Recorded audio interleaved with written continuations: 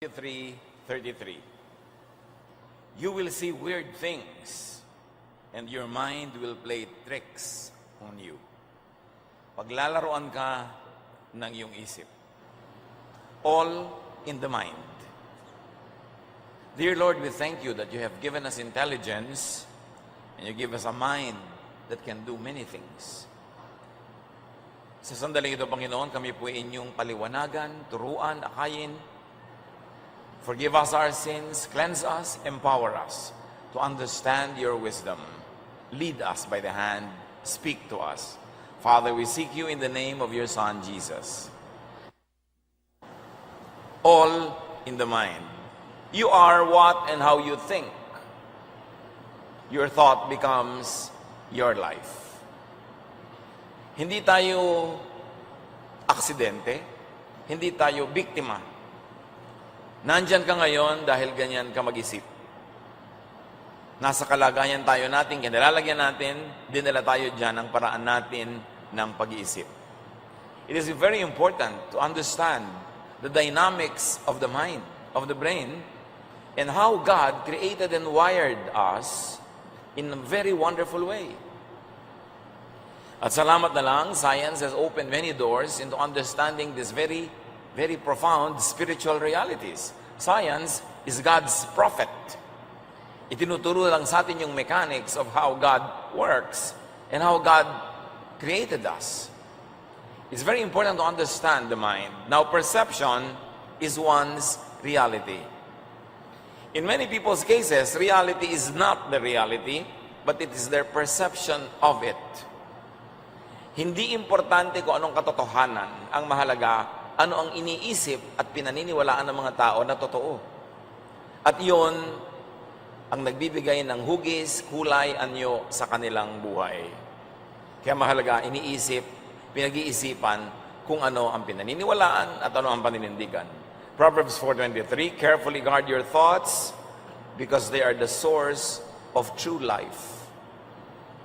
As we think, we live. As we think, we become. As we think, we are. Researchers have found that our imagination can change perceptions of reality. That your mind literally plays tricks on you by changing illusions into what seems like reality. Mapaglaro, malikot ang isip. At napatunayan na ng napakaraming mga scientific researchers na ang ating guni-guni ay nagbabago ng katotohanan. May katotohanan, red, pero sa guni-guni natin nagiging orange, ang paniniwalaan natin ay orange, ang buhay natin nagiging orange. That many people are motivated, are ruled not by what is true, but what their perception to be true is. And to a large extent, your mind can create reality at a mental level. Tingnan nyo yung mga seloso. Pag nag-imagine ka na nagtataksil ang iyong mahal sa buhay, nababago na ang iyong heartbeat, nababago na ang iyong blood pressure, nagiinit na yung puno ng tenga mo, sumisikip na ang iyong paghinga, imagination mo pa lang yun. Hindi naman napapatunayan kung totoo nga lang sa oras na ito ay nangyayari yun, pero pag inisip mo yan at inimagine mo, it already affects your body. Your imagination affects your body. What you think affects your body. So the power of the brain goes beyond the skull. It goes to every single cell of your body. And the amazing thing is, it even gets out of your body and it reaches other bodies and other minds. As many researchers, one time and again, prove. Many recent studies suggest that what really affects your outlook on life is the way you perceive reality, not reality itself. That's why manipulators, communicators, or miscommunicators, those who manage info or misinformation campaigns, are good at creating perceptions.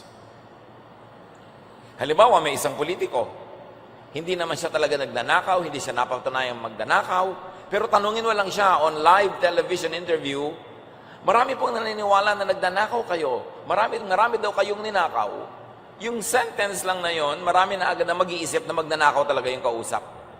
kahit hindi napapatunayan. Because it is perception that counts, not the truth. When it comes to people being affected by information. Kaya yung mga naninira, pag-aralan nyo yan, lalo sa politics, sa public life, dinadaan nila sa patanong. Kasi pagka sinabi nila as a statement, pwede sila may demanda, libel. Pero yung tanong lang naman, totoo po bang napakaraming yung kinakasang babae nung araw? Kahit walang ganong katotohanan, di papasok na ng perception sa isip ng mga nakikinig. Na rapist nga itong taong ito. Kaya kung meron kayong gustong taong ipahamak, gumawa kayo ng mga perception tungkol sa kanya. Nawawala ang kwintas ko, ninakaw kaya ni Carding. So, kahit hindi siya talaga ang nagnakaw, may mag-iisip noon.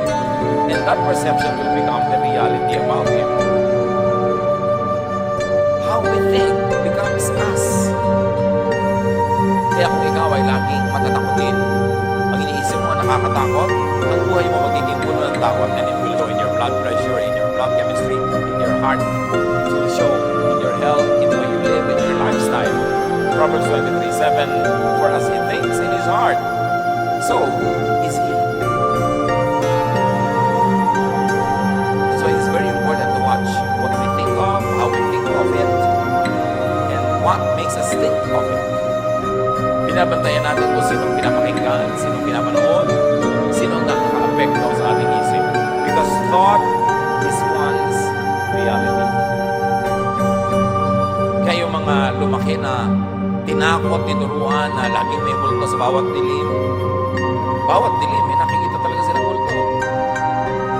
Yung mga naniniwala na bumabalik ang patay, nagmumulto. Kahit kakalibing lang ng lola nila kanina, natulog sila ngayong magpinsan, magkatabi sila sa isang higaan. Yung mapaniwalain sa multo, nararamdaman niya na may nagtatagal ang kanyang kumot, may malamig na umawak sa kanyang mukha, may tatinig siyang tinig. Samantalang isang pinsan niya na hindi naniniwala doon ay buong himping na natutulog, wala namang nararamdaman na nakikita. Because when you think of it, when you believe in it, it becomes your reality. And it keeps recurring and recurring in your imagination to the point that you believe it to be factually happening. The discipline of the mind is one of the best disciplines that anybody could ever develop. Psalm 26:2, test my thoughts and find out what I am like. Ang tunay na sukatan ng tao ay ang kanyang isip. Paano siya nag-isip? We can project our thoughts in the minds of other people, and that is always happening. That's why, kung ikaw ay malikot sa babae, mamaya, ang mga anak mo sobrang hinihigpitan dahil iniisip mo, nililikot din sila ng bawat isang lalaki sa planeta. Pagka ikaw ay mapagnakaw, iniisip mo, lagi kang ninanakawan. Kaya sinasabi nila, kung nanakaw, tuloy sa kawa, magnanakaw. Because it is so easy for people to project their thoughts on other people's minds. Na pagka ako madududahin, iniisip mo, nagdududa din yung kapwa mo. Kaya yung mga mababait, yan ang madalas madaya, maloko. Kasi ang kabaitan nila, pinoproject nila sa iba na hindi naman niya siguro gagawin yung mabait naman siguro siya, hindi niya ako lulukohin. Kasi hindi ka man luloko, iniisip mo, hindi din maluloko yung iba. Kaya dapat nag-iingat tayo na ito ang pa ako, nandito ako mag-isip, pero hindi ko dapat ina-assign sa iba. Dahil pag ina-assign ko sa iba, pwede maging unfair ako sa kanila, o pwedeng ako ang maging damage. It's important. Kaya yung mga, ayon sa obserbasyon nito, yung mga sobrang galit na galit sa mga makasalanan, banal-banal ang buhay nila, sila ang maraming lihim na kasalanan. Yung mga allergic sa mga minsan ay kalasmuan, galit na galit sila kunwari, sila pa lang may mga kalasmuan sa kalooban nila, na yung kanilang kinagagalit sa iba, ipinoproject lang nila doon yung tunay na sila. Kaya, pagka ikaw ay maraming masamang iniisip laban sa kapwa, malisyoso ka, iniisip mo rin ang kapwa mo, laging malisyoso. Ang laki ng role ng pag-iisip natin sa ating pakikipagkapwa tao. Thought power is the key to creating your reality.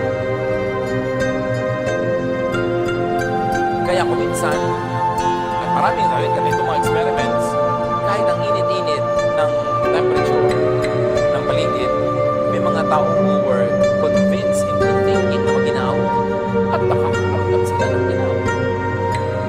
At pinaliktad naman, maginaw, they were convinced into thinking na mainit, nakakaramdaman sila ng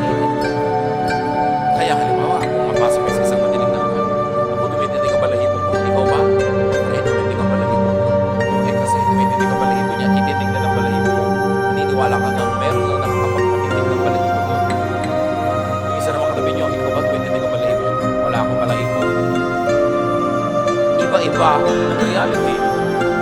To control your destiny, you must learn to control the nature of your dominant habitual thoughts. What are your dominant habitual thoughts? Negative ba o positive? Yung ang dominant way of thinking is laging negative. Pagka meron nag-aalok, naloloko yan. Pag may tumitida, fake yan. Pagka mag-picnic tayo, tutulan. Yung, ako magkakaroon tayo ng kasiyahan, ako magkakagulo. Yung laging negative. O, ang dominant thought mo ba ay hopeless o hopeful? Dark ba o bright? Anong pananaw mo sa tao? Dark or bright? Bad or good? Anong general na pananaw mo sa buhay? Is a problem to be solved or a gift to be enjoyed? Your dominant habitual thought will define your life. Ang dominant habitual thought mo ba about money is hinihingi yan. Dapat ang galing kong manghingi. O pinoproduce yan. Dapat ang galing kong magtrabaho. Because your dominant habitual thought about money will define your economics. Will define how much you have or how much you won't have. How independent you will be or how dependent you will become. Kaya binabantayan, paano ba ako mag-isip? Ano ba ang tingin ko sa magulang? Hingian lang ng pera. Ano ba ang tingin ko sa mga anak ko? Hingian lang ng pera. Paano tayo mag-isip? When we are able to control our thoughts, we are able to control the outcome of our deeds. We are able to control the general direction of our lives. Because thought is very powerful, thought would attract into your life that which you intend to have and experience. Halimbawa, ang isang young person, ang thought niya, meron siyang ambisyon. Anong ambisyon mo? Maging ganito, o maging ganito kayaman, o kaya maging summa cum laude, maging magna cum laude. Yung may ganong iniisip, yun ang meron talagang napakalaking mga pagkakataon na magganap yun, mangyari. Your thought is a magnet in reverse. It attracts its own kind. You know, the magnet attracts its opposite. Pero pagka nag-iisip ka, na-attract mo yung iniisip mo. Kaya lagi nag-iisip na babibigo ako. Yun ang nabibigo. Yung nag-iisip na magtatagumpay ako. Yun ang nagtatagumpay. Yung lumaki sa hirap na nag-iisip na ganito lang talaga ang buhay, wala tayo magagawa. Talagang 30, 40 years later, mahirap pa rin yun. Pero yung hindi lumaki sa hirap, sabi, ayoko ng ganitong buhay, papalitan ko ito, iibahin ko ito. Ito yung makakahulag po, ito yung makakawala, maiiba sa kanyang mga kapatid, sa kanyang mga kamag-anak, kasi iba siya mag-isip. Kailangan iniisip mo pati plano mo sa buhay. Kaya pag may naliligaw sa'yo, o may nililigawan ka, tatanungin mo, ano ang plano mo sa buhay? Wala mo sa'yo, wala mo ng plano, kahit ano na lang. Because if you fail to plan, you plan to fail. Non-plan is a plan. Kaya yung mga walang mga insurance plans, meron din kayong plan. You plan not to be insured. Plano rin yun. Dapat nag-iisip because your thought is a magnet in reverse. Yung napoproject mo yung isang bagay, kaya maraming mga motivators, sabi niya, gusto mo magkaroon ng bahay when you are 30 or 40 or 50, i-drawing mo yung bahay mo, lagay mo lagi sa nakikita mo, iniisip mo lagi yun, para yung direction ng iyong buhay, yung mga activities mo, papunta towards that goal. Because when you imagine it, you can make it happen. Bakit ba may mga aeroplanong lumilipad? Di ba? In-imagine lang yan, yung mga nauna nag-isip, tapos dinevelop. Lahat ng mga invention na ating mga na-enjoy, inisip lang yan dati, tapos reality na. Halimbawa, nasa gitna ka ng isang napakalaking birthday party mo, na pinlano mo. Nangyari yon kasi once upon a time, inisip mong gawin yon. Pag inisip, tapos isunod mo yung action, nangyayari. Generally. Kaya iniisip mo, ano bang iniisip ko sa buhay? O ilang taon mo gustong tapusin ang college? 3.5. May plano. So ang gagawin niyan, maglo-load ng maraming units, bibilisan ng pag-aaral, pero yung nga, bahala na ako, ano na lang po, 7 taon na yun, di pa tapos. As you think, you become. And thought creates and changes body chemistry, even body electricity and body kinetics. Sabi nga nila, mind over matter. faith over obstacles. Kaya ang sabi ng ating opening verse, Proverbs 23:33, you will see weird things and your mind will play tricks on you. Meron akong paboritong ikwento, kilala ko itong taong ito, ang religious belief niya, ayaw nila ng blood transfusion. Dinugo, naubusan ng dugo, nasa ospital, ayaw pa rin magpasali ng dugo. So yung matatanda na ng pamilya niya ang nagpasya, salinan siya ng dugo. Alam niyo ba, hindi nagtagumpay ang pagsasalin? Nasira ang siyensya. All mechanisms and all technology failed in the blood transfusion because she willed in her mind that her body will not receive blood transfusion. Needless to say, she died. But really, the mind is above matter. And there's nothing evil here. Walang demons involved. God created us and gave us a slice of His godliness, and that is in our mind. The temple of God is not a rock temple in some faraway city. The temple of God is not a wooden religious building in some faraway town. The temple of God is our mind. That is where God can rule our lives, and that is where God can enter the world through us, through our minds, through our bodies, through what we do. It is the ultimate temple of God. Kaya yung mga nagagawa ng mind, bigayan ng Diyos. Hindi yan galing sa demonyo because the devil is not a creator. The devil is only a destroyer. The thief comes to steal, kill, and destroy. So anything creative and powerful and fruitful could come only from God. But this mind could be twisted and corrupted by stimuli, by perception. Ecclesiastes 7:29, I did learn one thing. We were completely honest when God created us, but now we have twisted minds.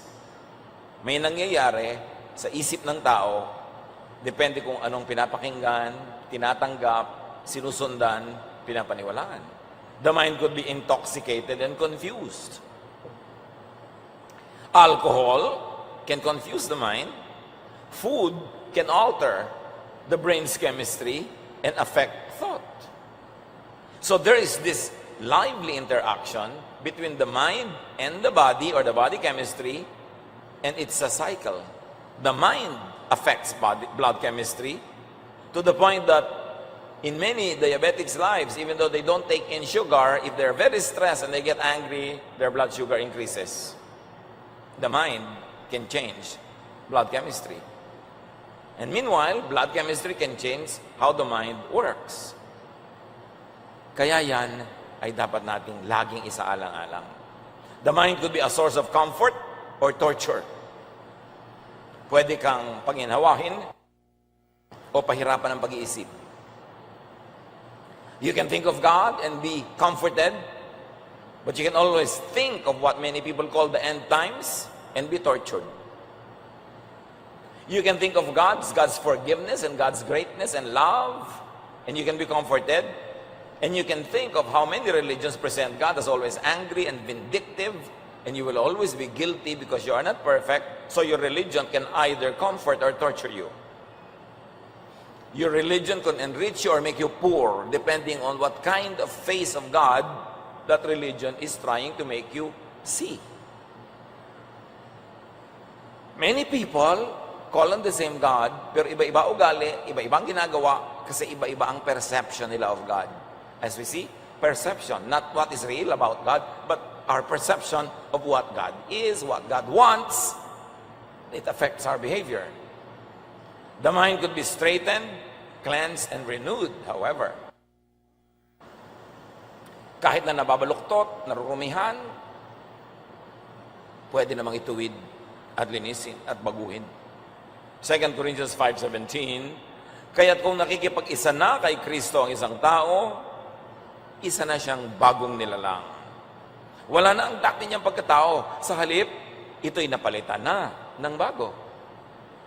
At ang tunay na bagong tao, isa lang naman ibig sabihin, bago na ang pag-iisip. Bago na ang paraan ng pag-iisip. Studies have shown that thoughts alone can improve vision, fitness, and strength. Na yung pasyenteng positive thinker, tinatablan ng mabuti ng gamot, ng therapy, ng mga treatment. Pero yung mga negative, hindi naman tatalabi ang gamot na yan. Ay, naku, wala namang kwenta yung doktor ko, mukhang bungo. Pagkatapos, sabi mo, naku, ang pangit-pangit naman ang hospital na to, lalala ako dito. Yun talaga nangyayari. Kasi nasa isip mo, mangyayari. Alam nyo yung placebo effect? Yung binigyan ng isang grupo ng pasyente na tinurukan ng tubig lamang, yung isang grupo, tinurukan talaga ng totoong gamot, pero pinapaniwala sila pare-pareho na gamot ang itinurok sa kanila, kahit tubig lang ang itinurok doon sa isang grupo, nagalingan. At yun ang tinatawag na the placebo effect. And placebo effect works because of the power of thought. Tinuturukan ka ng tubig, pero sabi mo, naku, gagaling na ako, naturukan na ako. Gumagaling nga. Nalampasan ng paniniwala yung limitasyon ng tubig. Pero yung tinuturukan ng totoong gamot, tapos negative, mamamatay na ako, hindi na ako gagaling, ako, ang lungkot ng buhay, hindi tinatablan. Yun naman sinasabi nila na iba, the reverse of placebo. Body chemistry, electricity, and kinetics create and affect emotion. Kaya may mga pagkain talaga nakakapagpatamad, may nakakapagpasaya, may nakakalungkot. Kaya may mga gamot na uppers, pampasigla, may mga downers, pampakalma kung sobra ka namang hyper. Tinatablan talaga ng mga chemicals na yan ang ating isip, ang ating emosyon. Kaya maraming magpapakamatay, baka kung nakakain lang yun ng pagkasarap-sarap na fruit salad o puto bongbong, baka hindi nagpakamatay. Baka naiba yung kanyang blood chemistry na nagbibigay sa kanya ng sobrang depression. Kaya lagi ko sinasabi sa mga depressed, Pastor, depressed po ako dito, nade-depress, ano pong gagawin ko? Magkakain ka naman sa sarap, gutom lang yan. Nakita niyo yung propeta sa Bible? Si Elijah? Gusto nang mamatay? Nung pinakain ng konting tinapay, pinainom ng konting tubig, pinahiga ng konting at nagpahingang, naglakad uli ng 40 kilometers, gusto na namang mabuhay, gutom lang. And gutom is body chemistry. Kaya maraming yung mga sobrang nagpapapayat para sumeksi,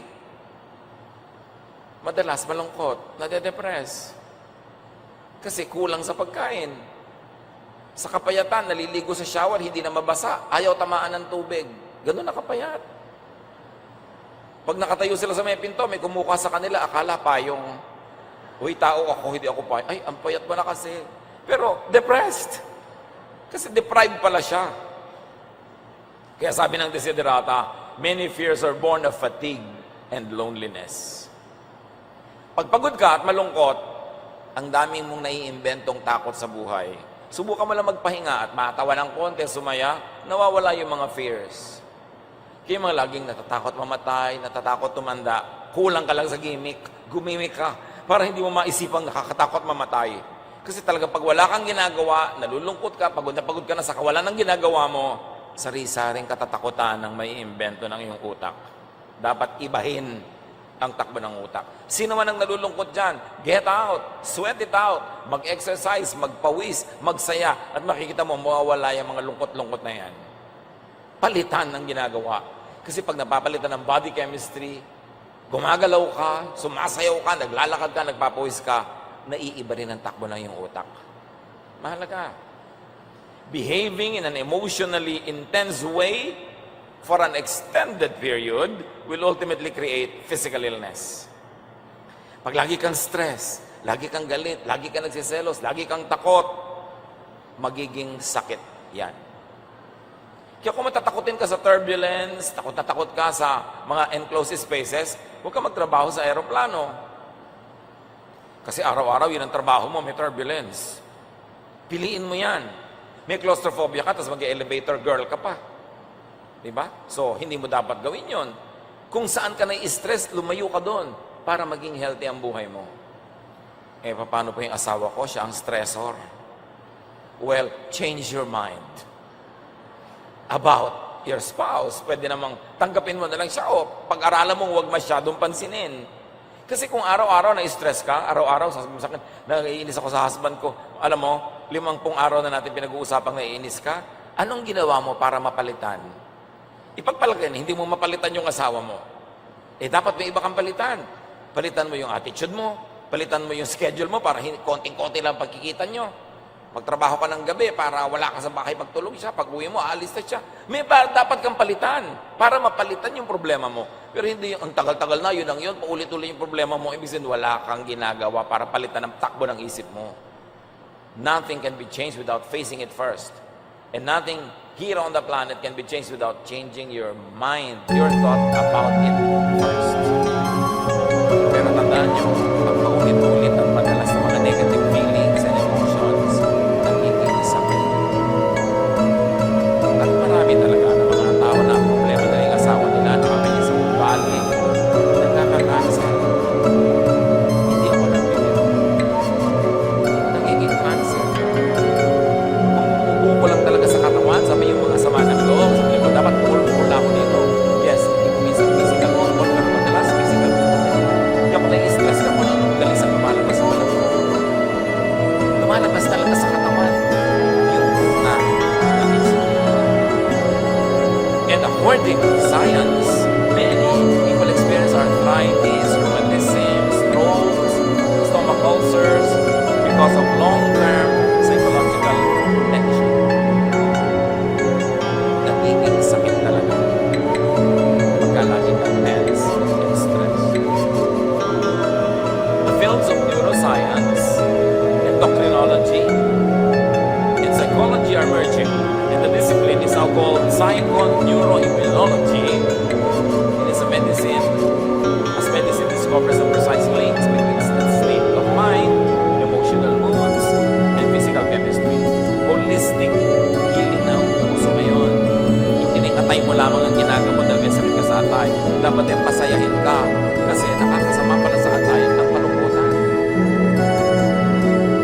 So, hindi ka lang bibigyan ng mga chemical, mga treatment, hindi pasayahin mo ang buhay mo para gumaling yung atay mo.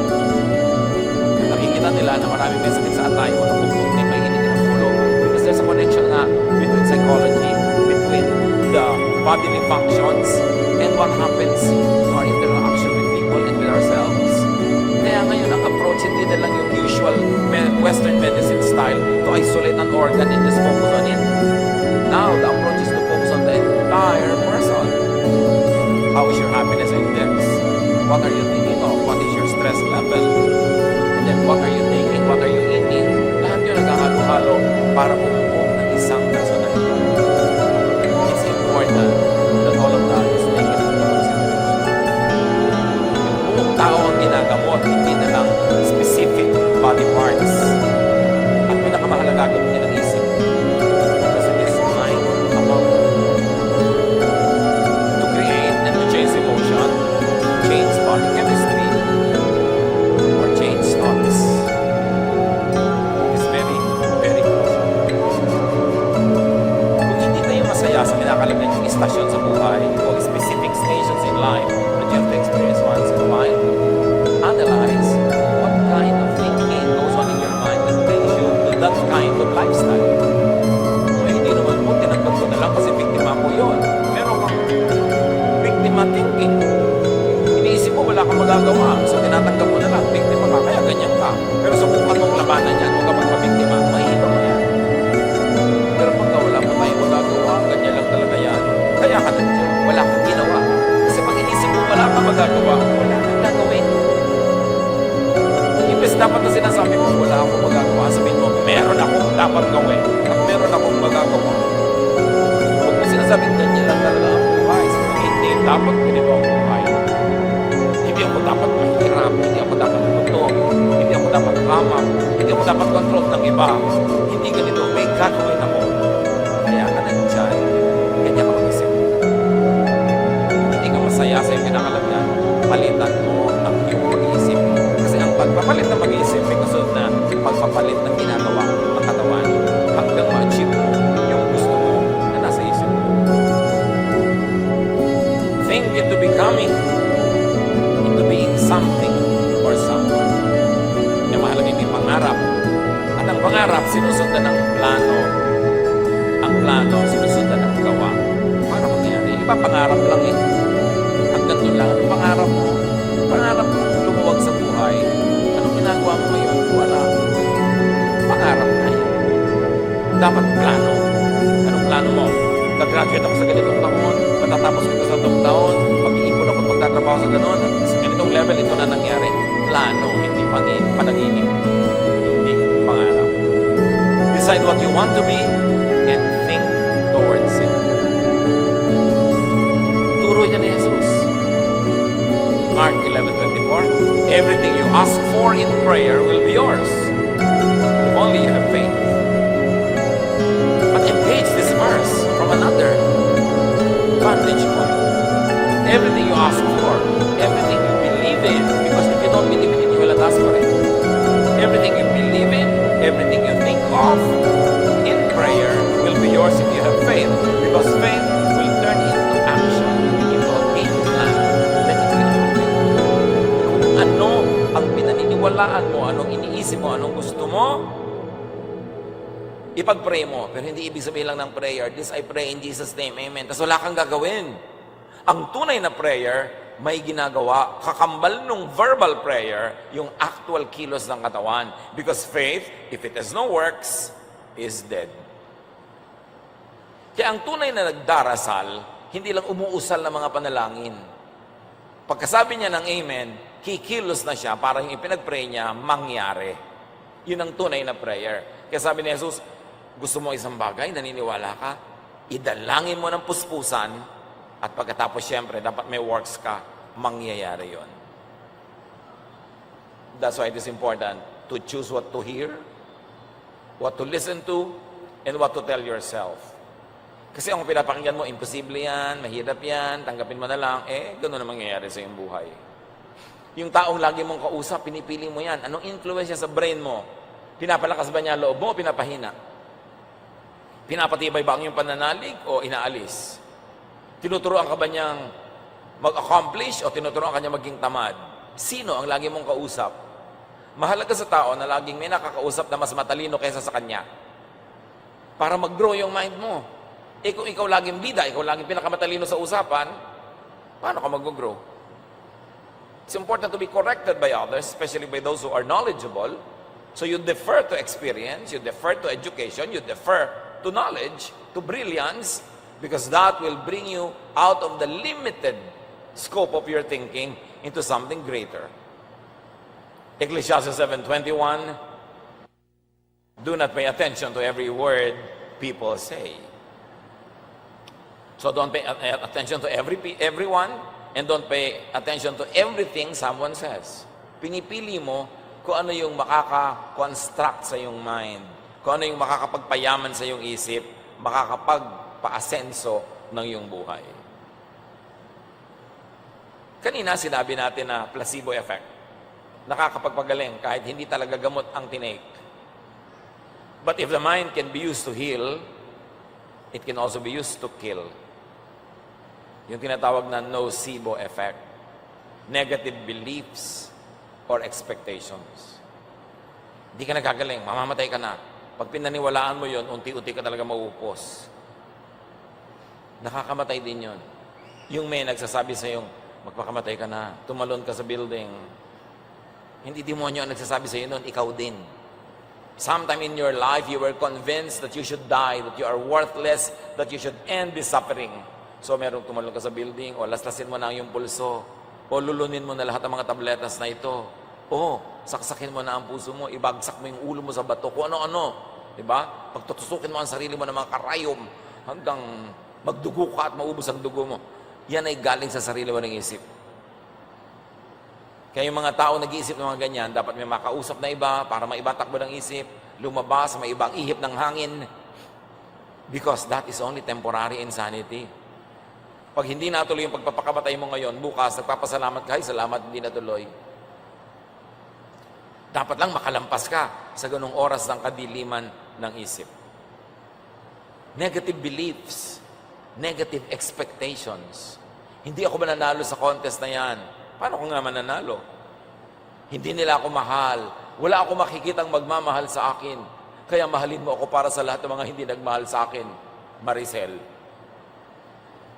Importante na, bakit mo hahanapin na pagmamahal? Mahalin mo yung sarili mo, alagaan mo yung sarili mo, i-assign mo yun sa iba. Attitude. When you have a defeatist attitude mo, the world owes you a living, kailangan ka laging tulungan, kailangan ka laging kupkupin, talunan. You will not be in command of your life. Pagka ganon. And that is not how Jesus wants us to live. Even research shows that thoughts are capable of affecting everything, from the simplest machines to the most complex living beings. Ang dami ng mga experiment na apektuhan ng isip ang mga things. Some people ascribe it to telekinesis. Yung napapagalaw ko yung baso sa mandon, pag-iisip ko lang, nagko-concentrate ako, gumagalaw yung baso doon sa kabilang mesa. Yung mga uninformed already suspects an evil spirit.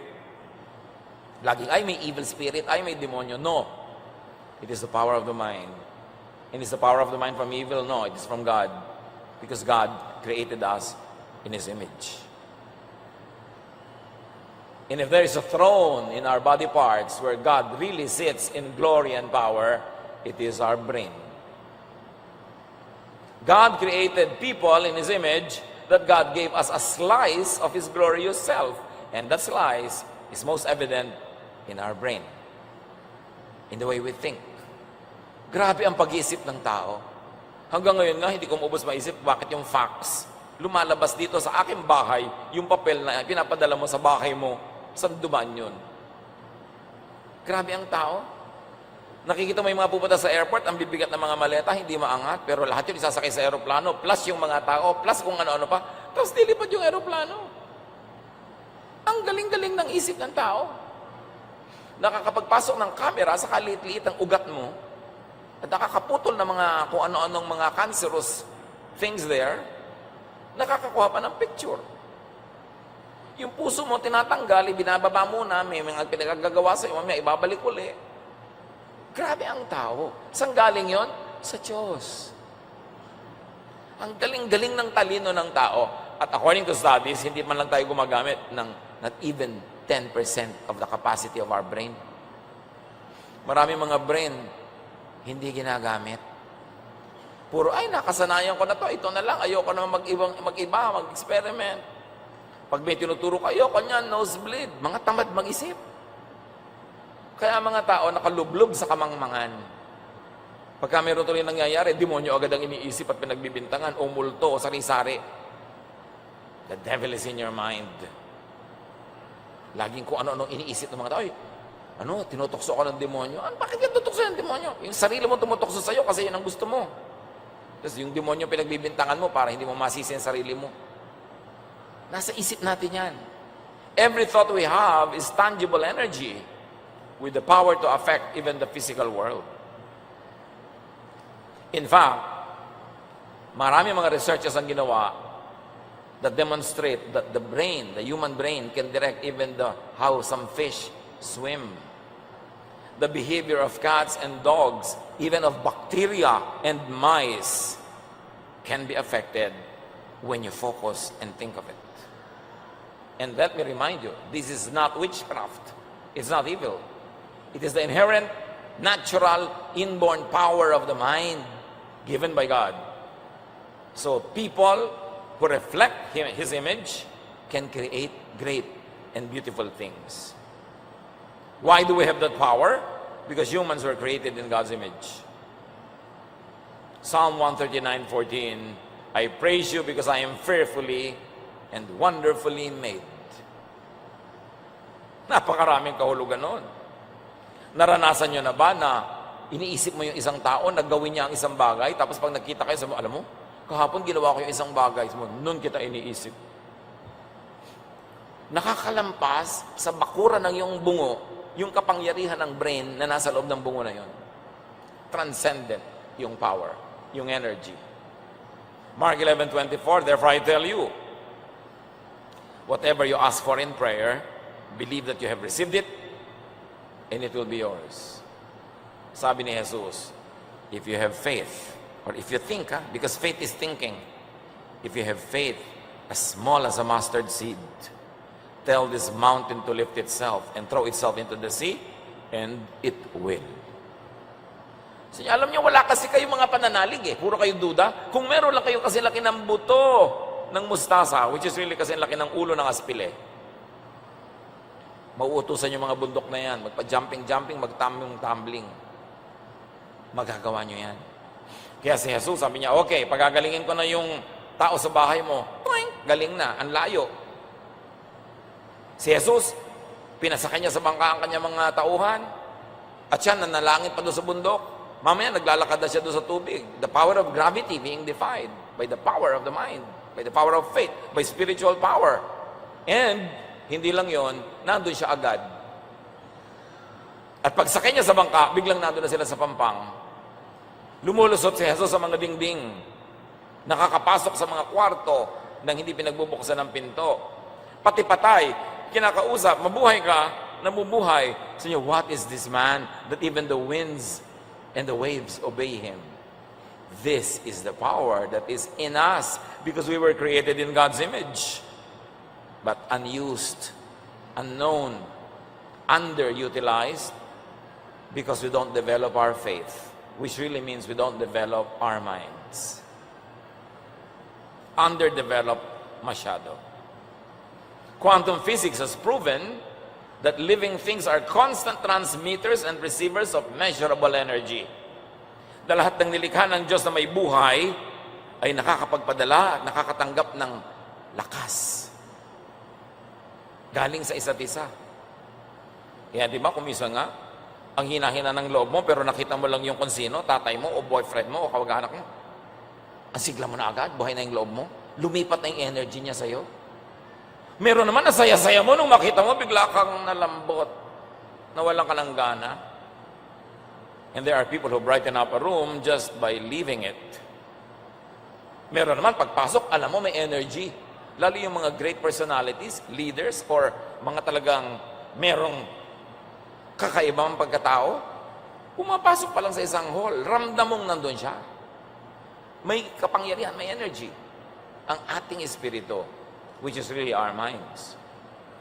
And it has been proven that thoughts are bundles of electromagnetic energy. And new models of consciousness depicted as being able to move beyond physical boundaries like energy does. So yung mga telekinesis na yan, hindi ang gawa ng demonyo. Very interesting study of the power of the mind given by our Creator. Science of faith. Faith in science is a very interesting area of study for spiritual and religious people. Sabi ni Jesus sa Matthew 7:7, ask and it will be given you. Seek and you will find. Knock and the door will be open to you. But to ask, to seek, to knock is to really think. And it is to believe. You are asking because you believe that you will be answered. You are seeking because you believe that you will find. You are knocking because you believe that the door will be open to you, because otherwise you won't do such things. That's why if you do such thing in faith, by faith, if you believe, it will happen. The power of faith, the power of prayer, that is what many religious people call it. Control your thoughts to control your emotions. Psalm 63:6, I think about you before I go to sleep, and my thoughts turn to you during the night. Diyos ang kausap dito. Bago ako matulog, ikaw ang iniisip ko, pinagbubulay-bulayan, nagmumuni-muni ako tungkol sa iyo. At sa kalaliman ng gabi, ang aking isip ay papunta sa iyo, nakatuon sa iyo. Think of God often. Because God is the source of all the positive energy, all hope, strength, power. Pero kayo, anong iniisip nyo bago matulog? Problema? Babangungutin kayo. The power of thought. Matutulog na lang, manonood pa ng horror, kasi ina-expect nyo na mahimbing ang tulog. O kaya matutulog na lang, nanonood ka pa ng news, paano ka sasaya? Magbabasa ka pa ng mga post mo sa Facebook, ang dami nagko-comment, binabash ka pa. Hindi ka dapat nagbababasa niya pag matutulog ka na, ang isipin mo ang Diyos. Manalangin, magbulay-bulay, para payapa ang tulog. At habang natutulog ka, yung pinakamagaganda mga ideya, solusyon sa iyong mga problema, sagot sa iyong mga tanong, ibibigay sa iyo na paggising mo, biglang nasa loob na siya ng isip mo, nagtataka ka, kagigising ko pa lang, hindi ko pa iniisip yung solusyon sa problema ko, pero biglang eto na yung solusyon. Kasi inisip mo ang Diyos bago ka matulog.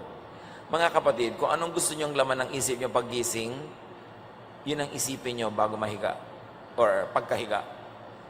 Kasi yung iniisip nyong nakatulugan nyo, yun ang maluluto, maiinin habang natutulog kayo at yun ang inyong sinaing paggising. Kung anong gusto nyong gisingan na mundo, yun ang tulugan nyo na mundo, yun ang isipin. At mahalaga, mag-focus sa Diyos.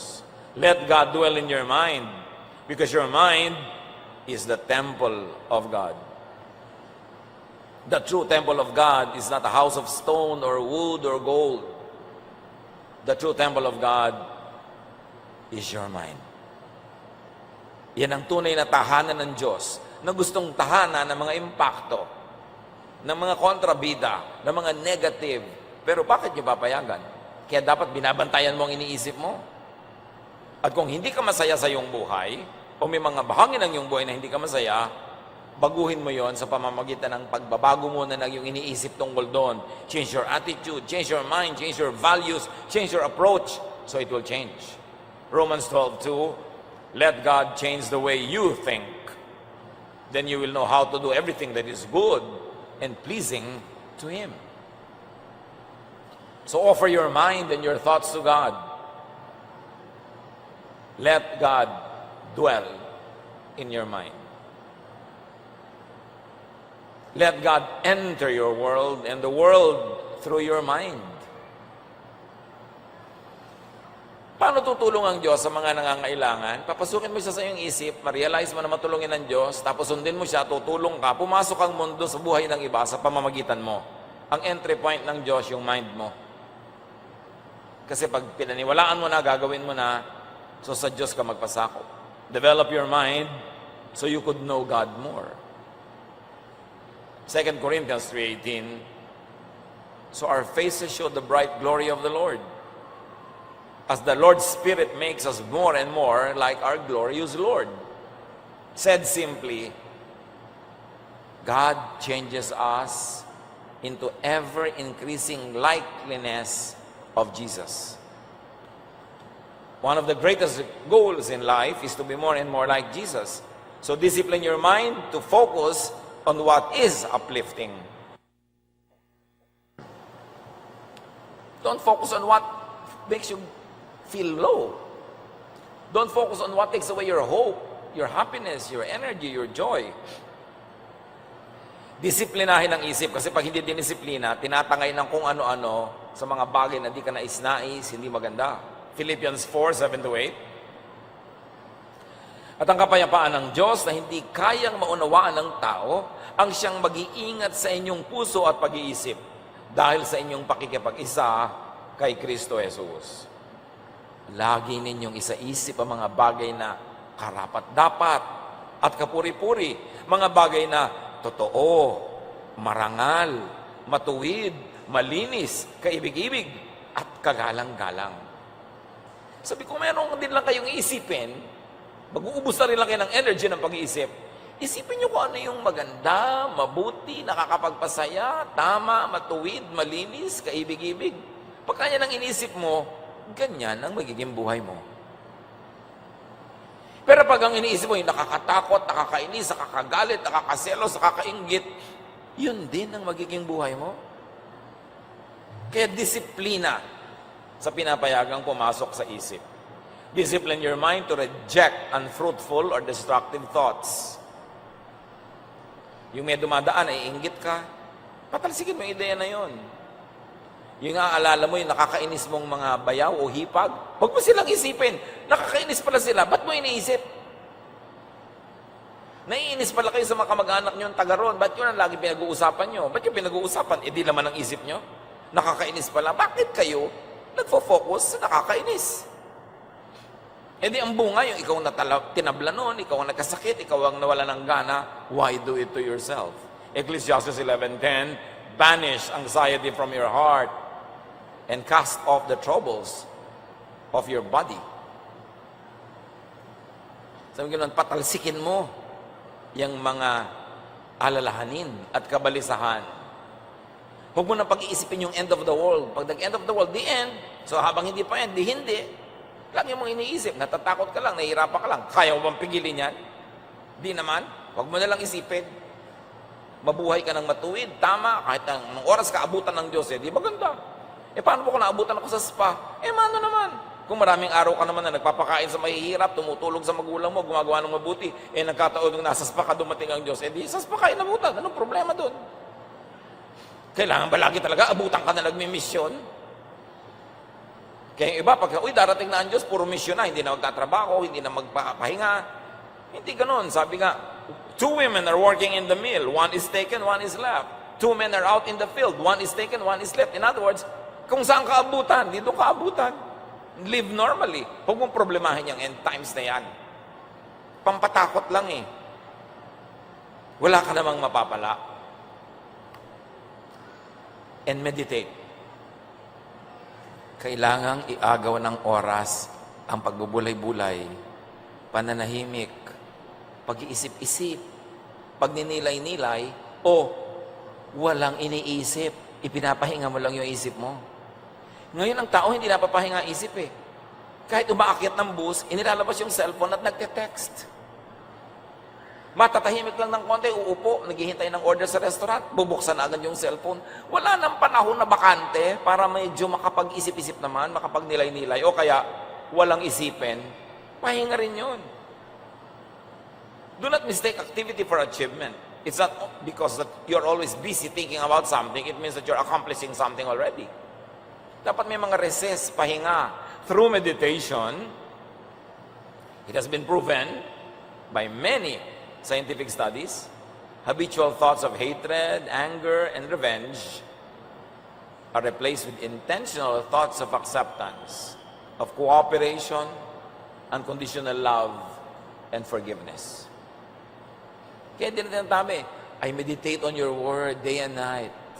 Meron talagang napapala ang nagbubulay-bulay at nagpapasuri sa Diyos. Psalm 139, 23-24.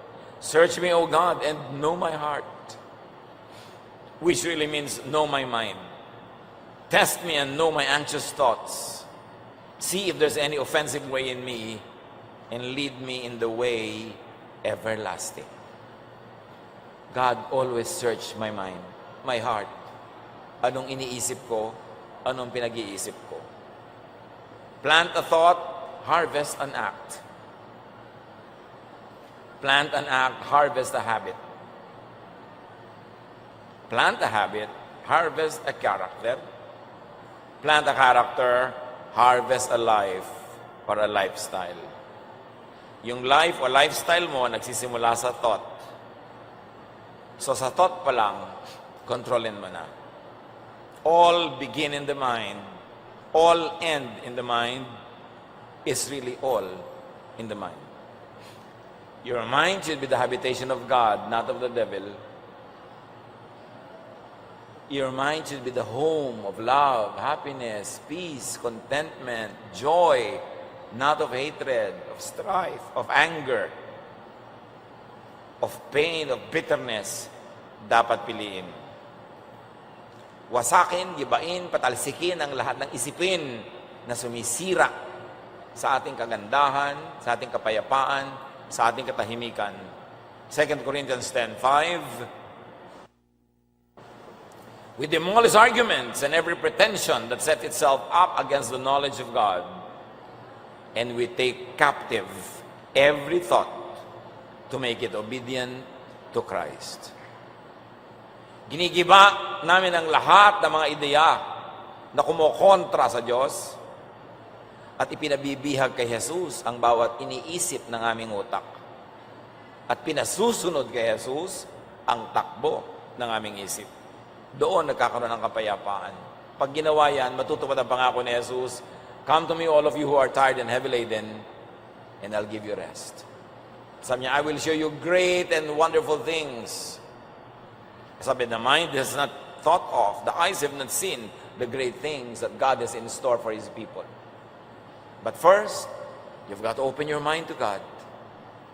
Cleanse your mind, detox it of all poisons, and make it obedient to the thought of Jesus. Dear Lord, teach us. Marami nang nakontrol ang tao, pero ang isip niya hindi pa. Turuan nyo kami, nabigyan ng direksyon namin pag-iisip. Kilalanin ang mga negative thoughts na hindi namin dapat i-entertain. At punuin namin ang aming isip ng anumang mga bagay na mabuti, maganda, kaibig-ibig, kanais-nais, totoo, nakakapagpasaya, nakakapagpabait. Pagbulay-bulayan natin mga kapatid ang kahulugan ng mga ito sa ating buhay, and in a moment of silence, think about how these things might be applied in your personal life. Lord, continue to speak to your people as we ask you and hear from you what we should do with our personal lives in reaction to all of this. Be with the Lord in silent reflection. Reflection. Reflection.